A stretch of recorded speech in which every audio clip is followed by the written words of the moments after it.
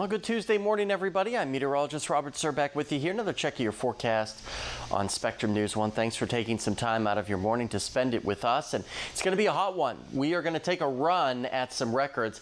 I don't think we'll get there, but we'll certainly tiptoe right up to the line, especially today. Just a few degrees shy of it. Wednesday, I don't think we're going to get there because look at that 106s. That's just ridiculous.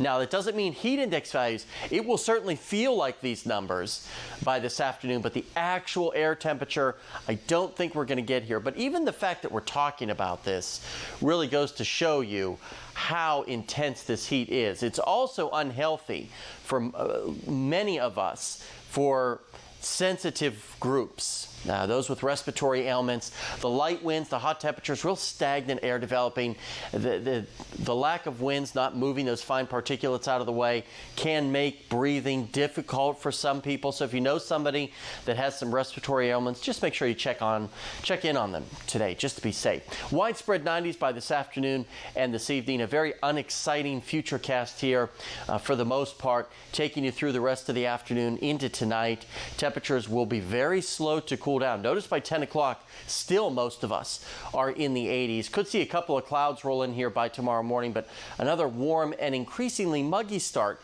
to our Wednesday as we'll see stronger southwest flow develop. That will pull in some additional humidity, and Wednesday and Thursday, unfortunately, look to be quite muggy in addition to the oppressive heat. Then we pile on the humidity.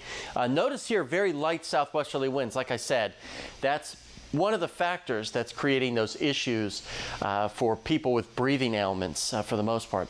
Notice here upper 90s, might flirt with 100.